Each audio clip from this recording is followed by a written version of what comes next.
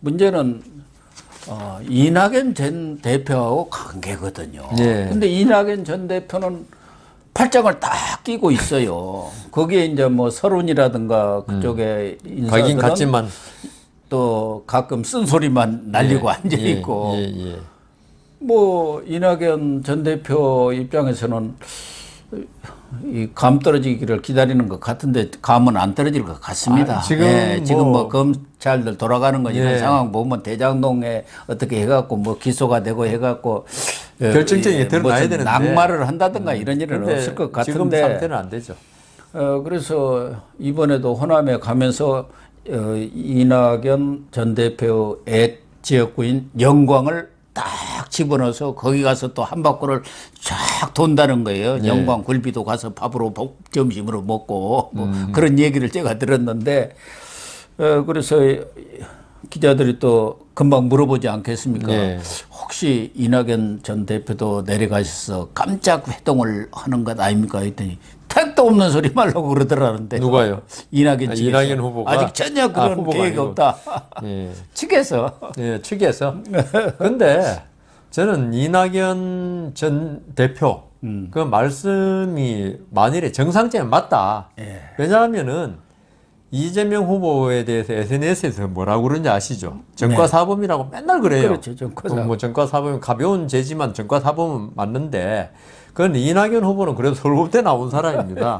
그리고 본인은 아마 아주 정상적으로 정치를 하고 그다음 어떤 온건, 합리 이런 걸 주장하시는 분일 거예요. 경우가 아주 바른 사람. 그러니까요. 제가 같이 이제 기자 생활을 했었지만 아주 경우가 바른 사람. 그러니까 그런 분, 그러니까 조금 어떤 생각이 있는 분 입장에 볼 때는 이재명 후보가 후보된 것 자체가 도저히 그 뭐 수용이 안 돼. 이성적으로는 받아들일 수 있을지 몰라도 가슴으로 받아들이기는 도저히 어려운 후보거든. 저는 그 이재명 후보에 대해서 우리나라에 진짜 대통령 후보 될 사람이 이렇게 없나고 제가 그러거든요. 왜냐하면은 이재명 후보가 이때까지 살아온 역정, 그리고 한 운동을 볼 때, 이거는 사과로 그게 덮어질 문제가 아닌데, 우리나라에 아까 말씀 이낙연, 정세균 이렇게 훌륭하다고 알려지 이렇게 그런 분들도 많은데,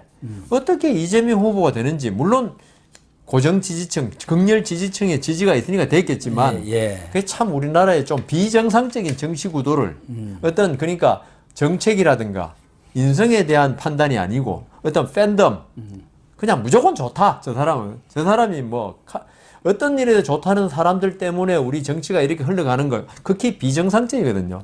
미국이 트럼프 4년 동안 비정상적인 국가로 흘러갔던 게 트럼프의 어떤 정책 이런 걸 보는 게 아니고 트럼프의 어떤 막말 그 미국식 사이다 발언을 보고 그렇게 됐거든요. 그 미국이 국제사회의 신뢰는 다 추락하고 위상 추락하고 그게 바이든 대통령으로 간 건데 지금 이재명 후보의 어떤 지지도 있죠. 저는 그런 면이 강하다고 봅니다. 어떤 그 사람의 인성이 바르고 정책이 훌륭하고 이게 아니고 이재명은 나는 무조건 좋아. 이 사람들 때문에 후보가 된 건데 그런 면에서 이낙연 후보가 보면요. 이거는 극히 비정상적이에요. 아마 이낙연 후보는 그럴 거예요. 아마 우리나라가 어떤 팬덤 정치가 정상적인 민주주의가 작동했으면 내가 무조건 됐을 것인데라고 그 마지막 선거 결과도 나왔잖아. 경선 결과도 나왔을 때 그랬잖아요. 이 때문에 이런 입장에서는 마치 홍준표 후보가 윤석열 후보 되는 걸 못 받아들이듯이 이낙연 후보는 이게 뭐 어떤 나중에 인위적으로 원팀 뭐 이런 이야기 나와가지고 당의 어떤 그 원로들이 강제로 압박하면 모를까. 절대로 못 받아들일 겁니다. 그러니까 이낙연 후보가 난 절대로 못 간다. 그거는 당연한 거죠, 어떻게 보면은. 그런 게 이제 호남 민심한테도 영향을 미치거든요. 물론 이낙연 전 대표가 호남에서 그렇게 아주 인기 있는 그런 정치인은 아니지만 그래도 우리 동네 사람이 가서 어디서 밖에 가서 맞고 온다고 막 화나잖아요. 내가 때리는 건 괜찮은데 남이 때리는 건 못 보죠. 우리 그러니까. 아들을. 그 짠하네. 그런 생각들이 들죠, 호남에서.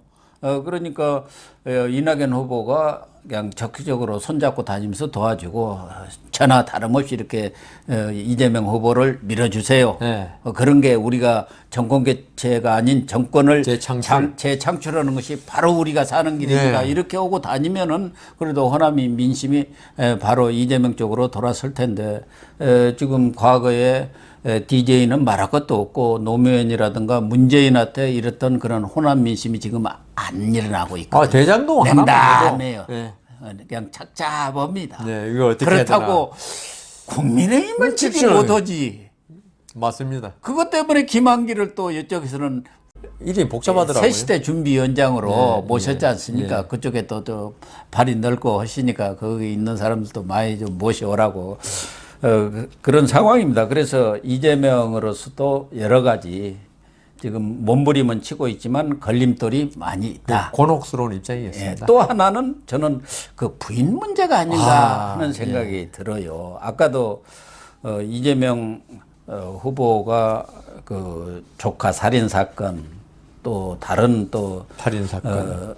그 살인 사건 그것도 무슨 데이트 폭력이라 해가지고 한 여친 살인 사건 그런 거 변호한 것도 문제가 됐고 이 조카 살인 사건 문제는 김부선 씨가 제일 먼저 터뜨렸지 않습니까? 그렇죠. 본인 이야기 해가지고. 집안의 비밀이라 해갖고 자기한테 얘기한 것이 있다 해갖고 그걸 그럼 우리 몰랐죠. 몰랐죠. 그래갖고 그게 언론에도 다 보도가 되고 그렇게 됐는데 김부선 씨도 본인은 뭐 무상연애를 오래 한 연인 관계다 이렇게 얘기하고 있지 않습니까? 근데 지금 말씀 들어보니까 그게 김부선 씨가 그 이재명 후보와 밀접한 관계가 아니라면은 이거 사실 이재명 후보가 그런 말 할 수가 없거든. 자기 큰 정치적 꿈이 있는데 이 때문에 둘이가 사실 우리 부부 사이에서는 별 이야기 다 하잖아요.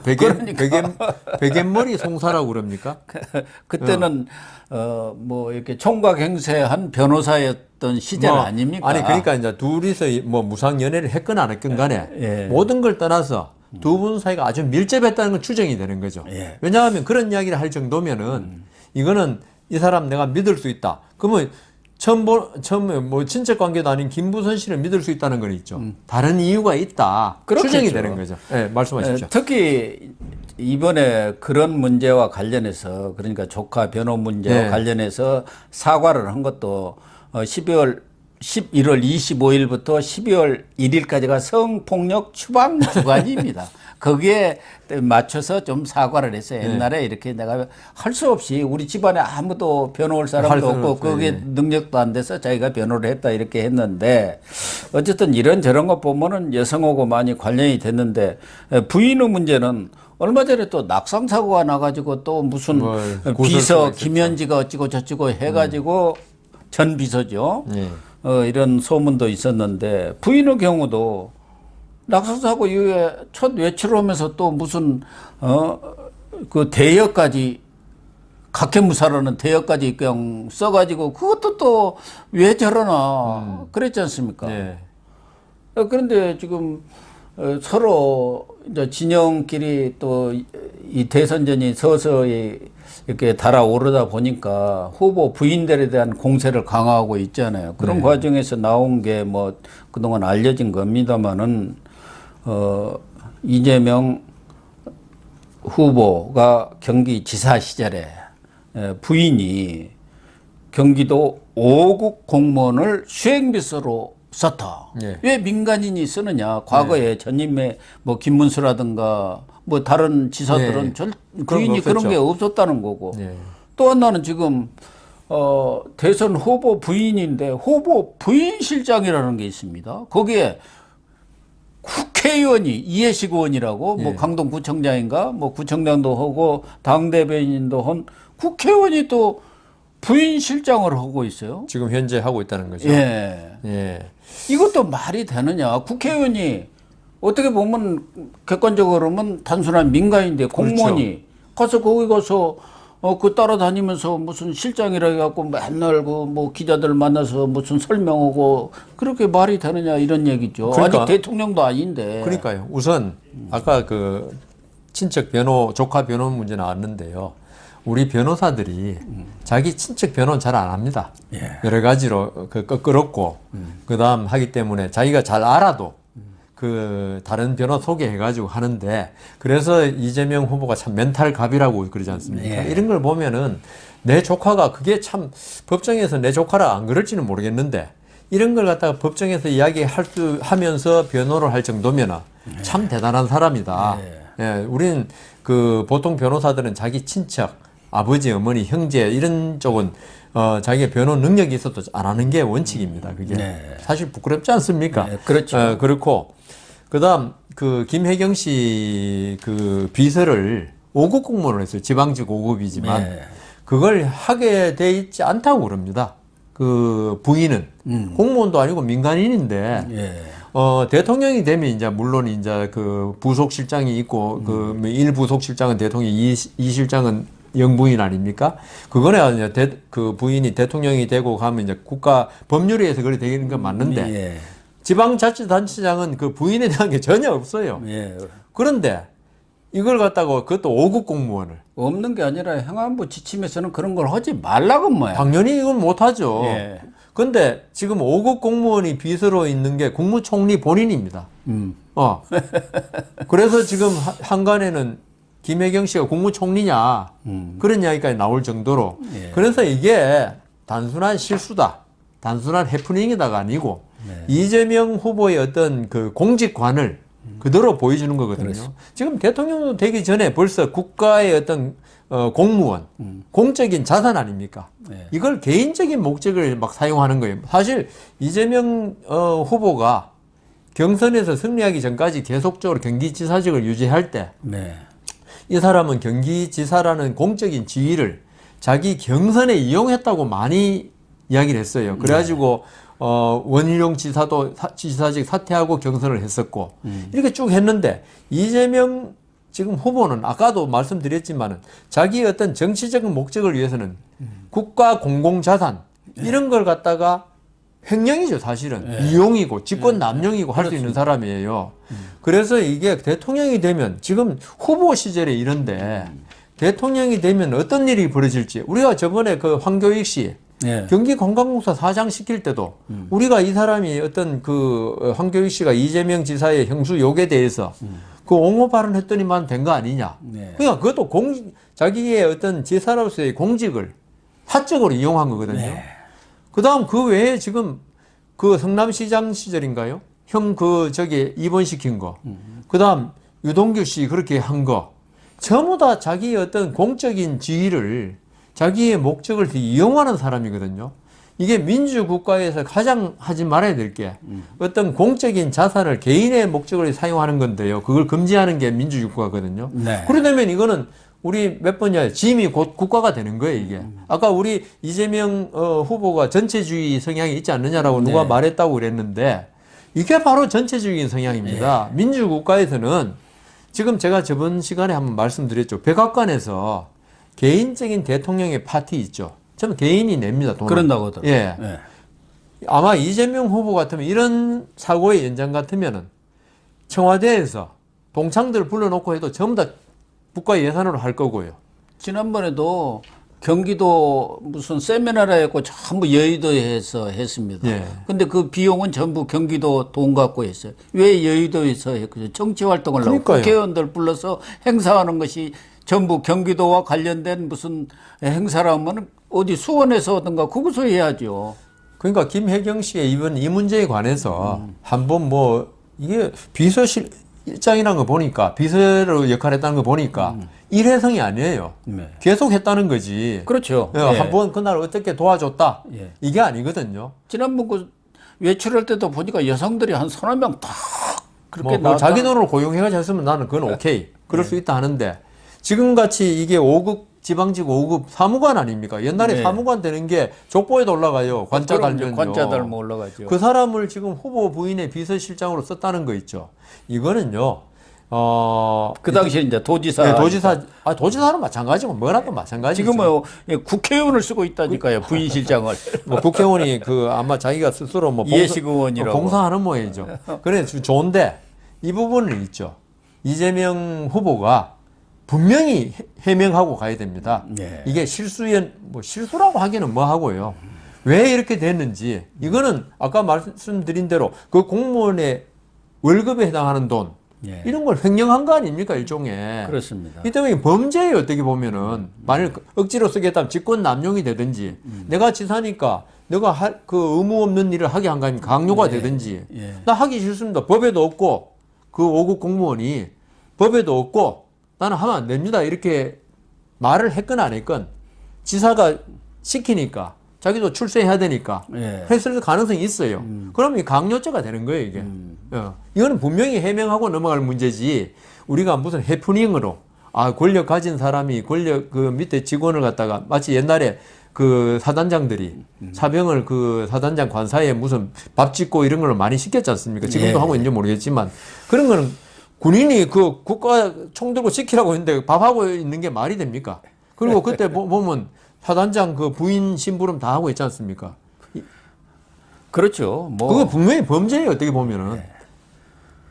그래서 그 박찬주 네, 대장이 예, 맞습니다.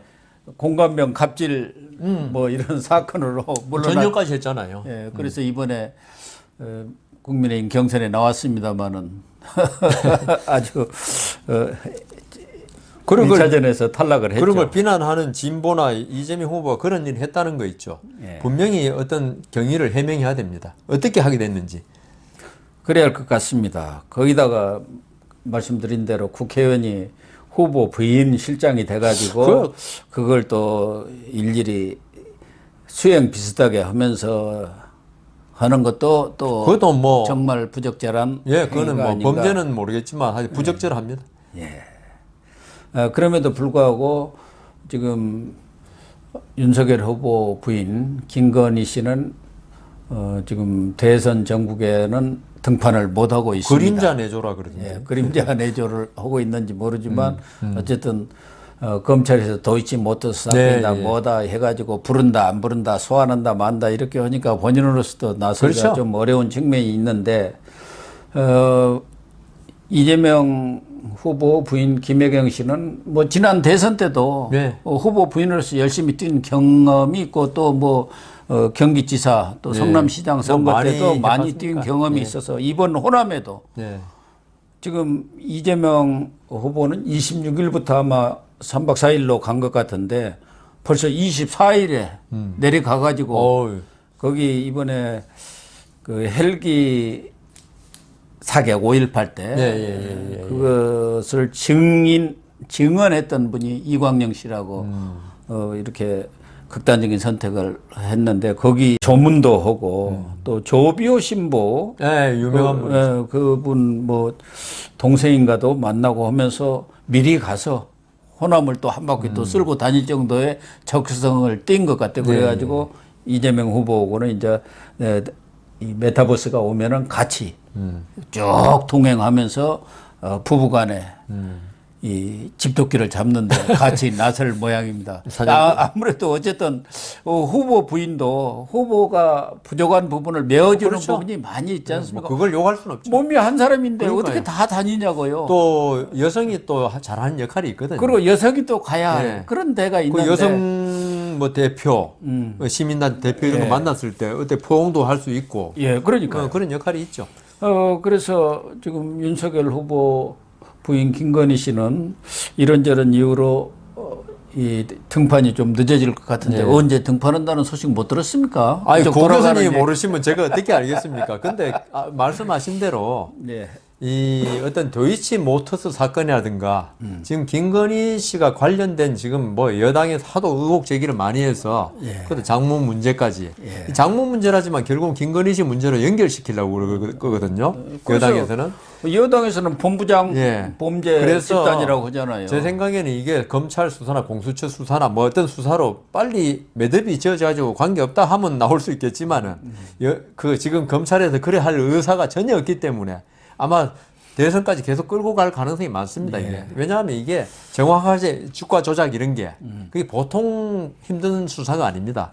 근데 지금 그걸 지금 남부지검에서 하고 있는지 남부지검에 옛날 그 증권범죄 합동수사단이 있었거든요. 지금 중앙지검에서 지금 하고 있죠. 김건희 씨 거는. 그게 남부지검이 아주 전문가들이었는데 그거 다 해체해버리고 해체해버리고 추미애가. 이거는 증권범죄 수사 이거는 보통 검사들은 못합니다.